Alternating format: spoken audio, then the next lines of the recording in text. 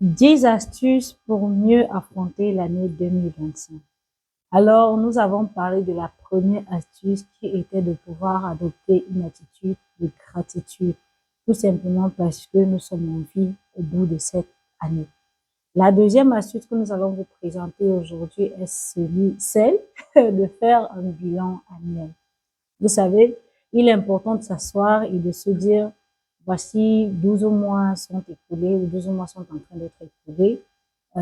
Qu'est-ce que nous avons fait de ces 12 mois? Quels sont les objectifs que nous nous étions établis au départ et dont nous avons soit atteint totalement, en partie ou pas du tout? Maintenant, pourquoi est-ce qu'il est important de faire ce bilan-là? Ça permet de définir son degré d'achèvement par rapport aux prédictions du début d'année. Alors, faire le bilan de l'année écoulée est important parce que cela te permet d'évaluer. En fait, c'est la porte d'entrée qui te permet d'évaluer de façon excellente tes réussites, tes challenges et tes opportunités d'amélioration.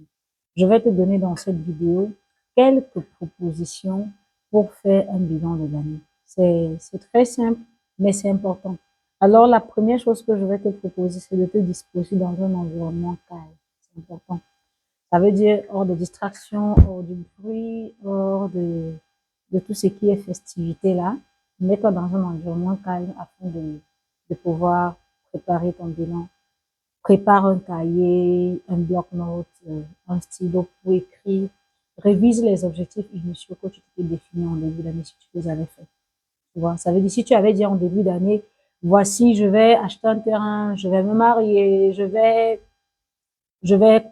apprendre de nouvelles compétences, je vais, révise-les et fais comparaison versus début, fin. Là, ça te permet de connaître à quel niveau est-ce que tu es par rapport à tes objectifs. Et si tu ne les avais pas définis, essaye un peu de noter ce qui a été tes achèvements dans tous les domaines familiaux, professionnels, éducatifs, euh, dans le domaine du ministère pour ceux qui sont enfants de Dieu.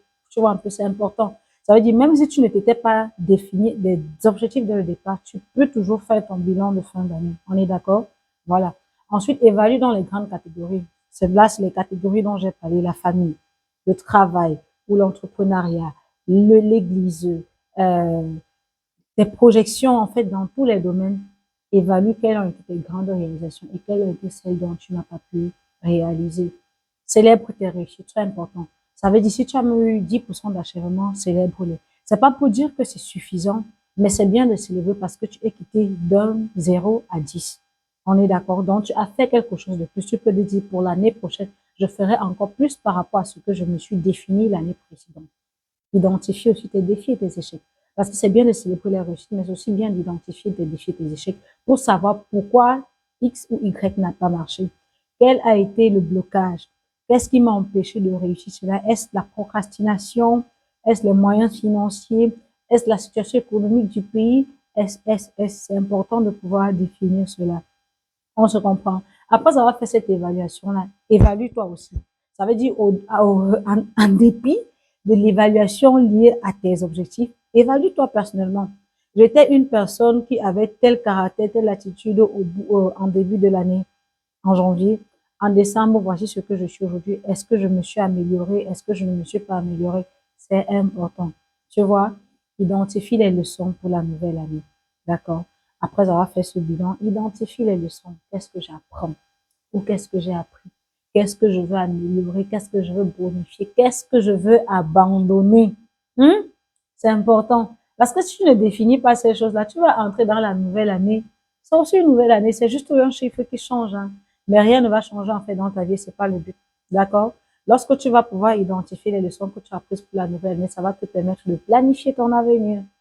Tu vas planifier ton avenir et tu vas également prier et méditer sur ce bilan, c'est important.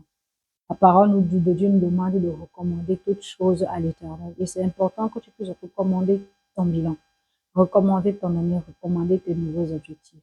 À la troisième astuce, je vais mieux détailler ce que je te dis. Et là, tu comprendras mieux pourquoi est-ce que il est important de pouvoir établir un bilan. Alors, c'est tout pour ce deuxième jour. N'oublie pas de t'abonner, de liker, de commenter, de partager. Forcément, il y a une personne autour de toi qui a aussi besoin d'entendre ça. Allez, ciao, ciao, bye.